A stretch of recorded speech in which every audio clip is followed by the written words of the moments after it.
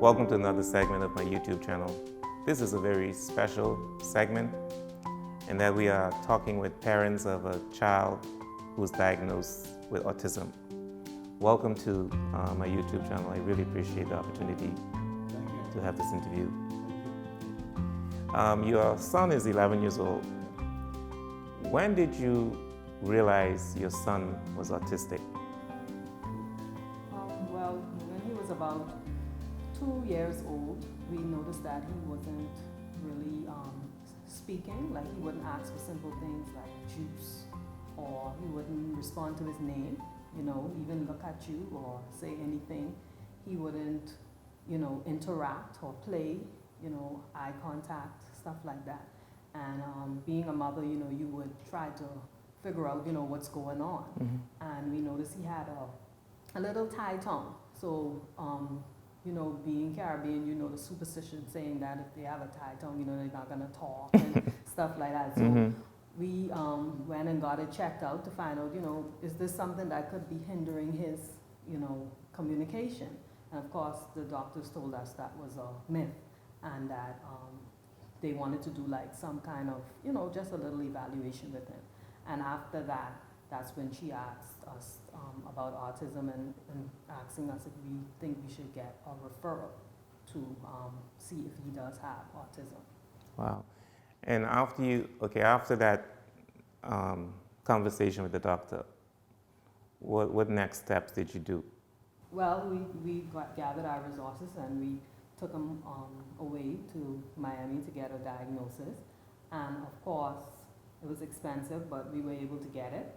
And thankfully we are, because most people aren't, able to do so. You're right. But thankfully we were able to get him a diagnosis. But when we came back, by the time we got through the diagnosis and everything, he was already 3. He was about to turn 3, and just as he turned 3, we got the diagnosis that he had autism. But at that time, it was like, honestly, we did not know Mm-hmm. what to do. Wow. I must tell you, at that time, it was a very difficult time because we had already spent thousands of dollars, but there was no resources here. There was no care here. There wasn't anything that we could say, okay, now what? This is what we do now to move forward. Right. And so your son at age 3, our children go to school as early as 2. And I assume because I'm quite sure your son and my son, DJ, were in the same class at Mills Institute. Yeah, so you put him into the environment just like with a regular class. Well, actually, he was in school before that. So Oh, we had okay. started Mills from, he was like almost 1. We had started him in Mills in the nursery, but we had pulled him out of school actually when we noticed changes. what was happening, because we knew that there wasn't the proper care there for him, and we wanted to be sensitive towards the school as well. So we actually spoke, to the administration and principal and said to them, listen, we realize there's something wrong, we don't know what it is, but we're going to take our son out so that we can get what we need to get from him. So actually, he was not in school. Okay. Yeah. So I guess this prompted you to do a lot of research. So you probably know a lot about autism. Yeah. It just like Maxia said, after you get a diagnosis of autism, that is where the first level of what I call hopelessness begins. Because now you have autism, but what's that? And there's probably a stigma associated with it as well. In the Caribbean, you could have anything in the Caribbean, but you can't have a developmental issue, right? You could be anything and people are right with that. But if they think it's mental or developmental, then you start to get spooky, right? You're right. So You're right. We read like that. Even with our older, our parents get older, they get a bit of dementia. We hide them away. We bring somebody from the Eastern Caribbean and we hide Ma, and we go see Ma every now and again. We don't really talk with Ma. We don't. That's how we are with these kind of things. So when it comes to autism, at that time, nobody knew what that was. So and I find that when people don't know, they make up stuff, right? So you don't know what autism is, so you make. Right. And so your son goes with you to church or goes with you to the food store, supermarket, and they have these tantrums. The first thing we do in the Caribbean, we say, beat him, he rude, right? Mm-hmm. Or, you see him acting a certain way, they say, oh, they whisper and say stuff. So you start to feel this level of hopelessness because what to do. Right. And Maxia, to her credit, what she did is she immersed herself in learning about Yeah. what autism really was.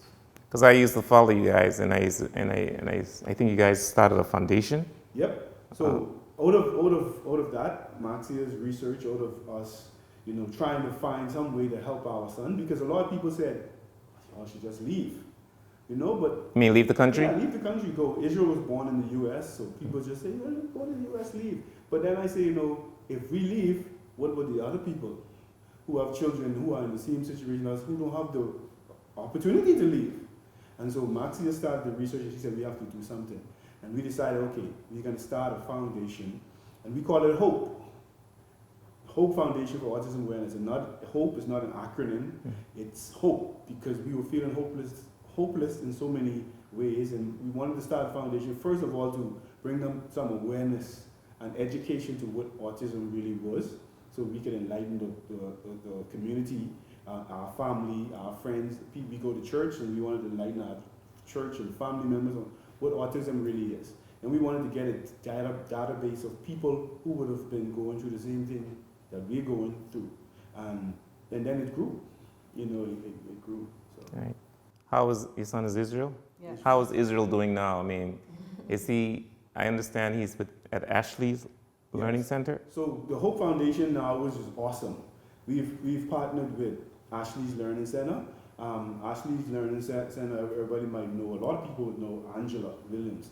So she has a daughter, and she was in a similar situation as us. She has a daughter who was diagnosed with autism, couldn't get her into any school, but she had some resources. She had a building, and she decided to start a school. And now we've partnered because with the Hope Foundation and in Ashley's Learning Center, both of us are working for the same cause. It makes sense for us to come together so that when we go out with our cap in our hand, somebody doesn't say, "I just gave the autism last week." True. Right? So we get and it is perfect. It is working out great. And so Israel is there, and we, through the foundation, we were able to, this is great. We were able, since we started the foundation, we've been able to raise more than $100,000 Awesome. to help parents and children with autism.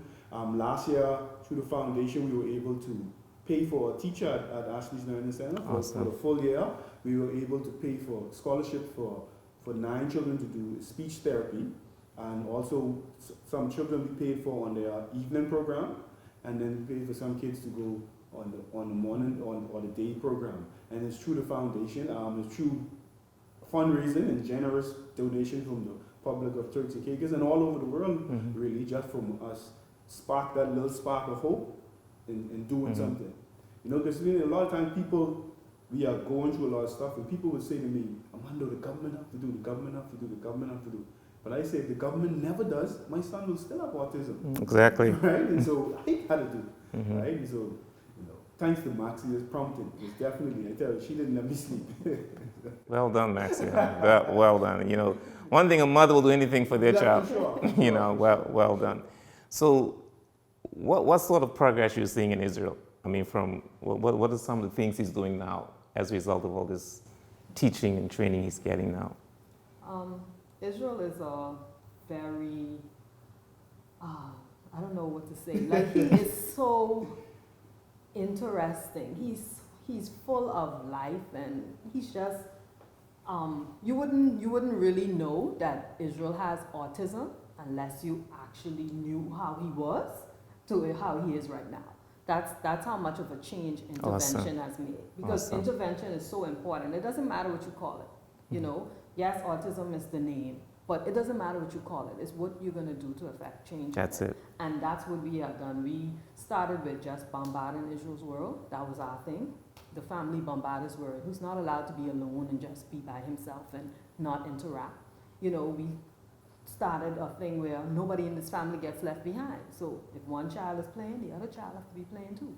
You don't go off on your own. If we're doing something together as a family. We operate as a family. And because of that, Israel has blossomed so much. Of course, from intervention, from Ashley's Learning Center, the brilliant teachers there, their social program is so great. It's the individual educational plans that they do for the kids that causes them to blossom. But even Israel's personality itself was able to come out because of who he is. He's hilarious. Israel's thing. Like his daddy, eh? Yeah. He's the funniest guy he knows. Yes. Everything. If he makes a joke, you don't have to worry about it. He's gonna laugh at that joke because that's the funniest thing ever. He likes to play soccer. Loves to cook. He loves to Really? cook. Oh yeah, and he Yeah. can cook. Yes. Oh, you should have brought Israel with you. Yeah, it's amazing. Like he's a big eater, Oh, so yeah. he loves to eat. Yeah. But he loves to cook, and he actually did a summer program to a virtual summer camp. That's And amazing. He was cooking. He cooked, Yeah. and he loved to cook. He wants to be a scientist. Yes. And wants to be he a collects something that's going to go all of. Someone won't be able to find it. He collects DVDs. Yeah. The weirdest thing. And I mean, the guy carries around. You see him anywhere. Wow. He has this backpack that he carries around. It's one that you can pull, right? And it's loaded with DVDs. Wow. He loves his DVDs. He's a collector. Yeah, That's what he and told that's me. what he I said. asked him, why are you collecting all of these? I'm a collector, mommy. Yeah. So his speech is clear. His speech is very much improved. From where it was to now, it is. Awesome. And he's able to express himself. Yes. Sometimes, there's a delay. If he doesn't understand the question, you'll see him thinking about it. Sometimes you have to rephrase the question. But most times, Israel will have conversations with you and you wouldn't even remember that Israel has autism. Sometimes I'll say stuff to him and then I'll have to remember, oh, Israel, this is not, where Right. you're at right now. But he's really blossomed. He likes music. He likes to dance. He loves his big brother. He That's can't his best dance, friend. but he likes to dance.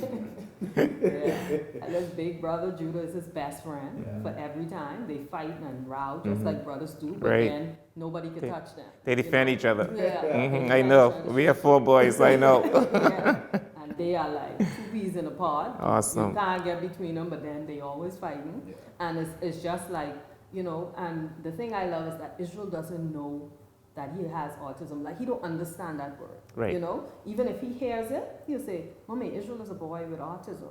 But he doesn't even know what that means. As far as he's concerned, this is Right.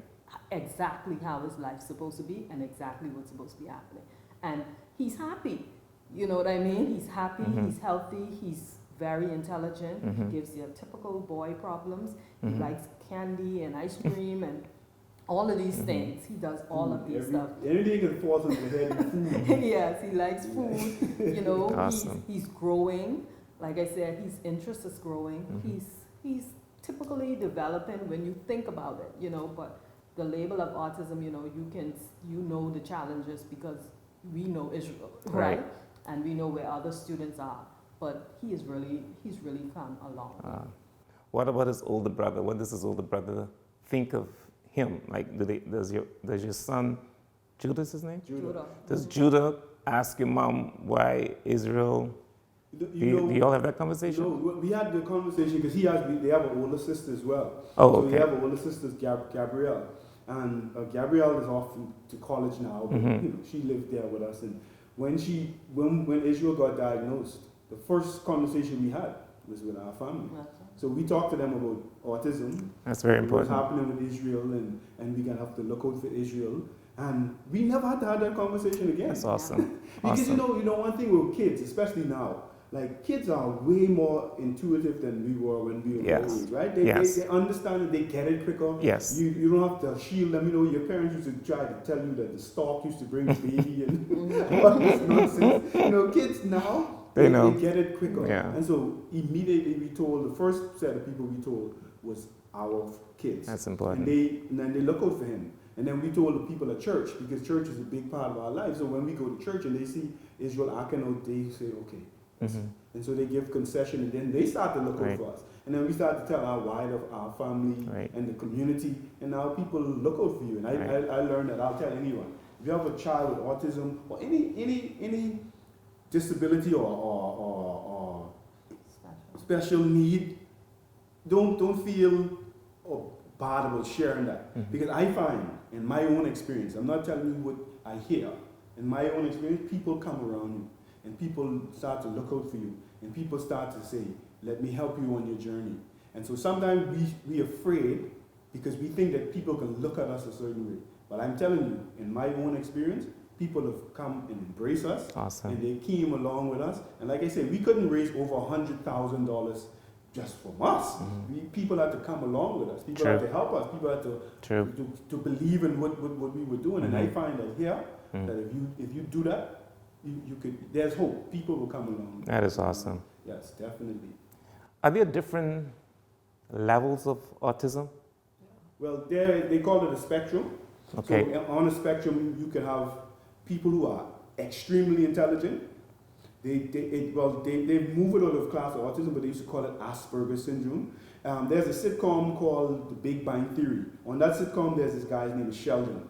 Sheldon is a genius, but Sheldon doesn't understand social cues. He doesn't understand how to show empathy or sympathy. And so you have people who have autism to that extreme level. They're genius, but they don't interact socially. They're just reclusive. And then you have people on the autism spectrum who are very low on the spectrum. They are nonverbal.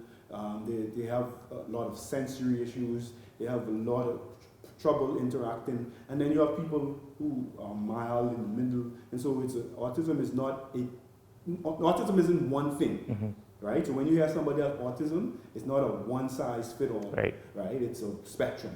So you have people all along that spectrum. Awesome. This has been very informative. Any closing remarks? Well, like I said, I'll let Maxia end, but I'll say that to anyone, and I'll say it again. If you have a child that has a special need that needs help, I suggest that you reach out, because I found that in this community, in Turks and Caicos where we are, that people are willing to embrace you, people are willing to work along with you, people are willing to help you. Don't hide them away. You don't hide away. Reach out to people, reach out to your church, reach out to your family, reach out to your community, because I think there is hope, and I think that people are there and ready to help you. Anything, Maxie? I would like to speak to the parents out there to let you know that if you have a child with special needs, you are their biggest advocate. We can't sit around, like Almando said earlier, and wait for the government or someone else to do something about your child. It's your child. Make a step, move forward, reach out for help. You guys can contact us at the Hope Foundation for Autism Awareness on Facebook. You can contact us at autismtci@gmail. Our numbers 332-1977 and 332-9817. I'm always available to chat and provide support. I provide support for numerous parents. I speak to parents in the Bahamas, parents here in Turks and Caicos, all over on Facebook, and we share ideas and we support each other. And that's very, very important when you have a child with special needs. Don't forget about you need support too. It's not only about the child, you need support too. So get help, but also remember that you're your child's biggest advocate. Well, thank you again, Almando Maxcia, for being on the show. I've learned a lot in the few minutes we've been here together. And one important thing you want to carry out, that there is hope. Sometimes we leave our children just there by themselves and say, we label kids with special needs and we don't do anything about it. So I love your closing remarks. We have to be the parents, and these are our children, they're gifts. And we need to do all we can, no matter what situation they're born into, that they will progress to another level. And I'm glad to see the progress that you've made with the Hope Foundation, with your child Israel, with other people in the Turks and Caicos Islands. And I encourage all of you, to contact, I think 332-1977, you say is your number, which, can provide you with information. You don't need to feel ashamed about your child. And I know some of you may be questioning why this happened to you. Every person has something that they wish they didn't have, I believe. And so don't question that. Just do something about it to make it better. And remember, just be hopeful. I know you might feel hopelessness, but there is hope. There is hope. Thank you for watching this YouTube channel. Thank you.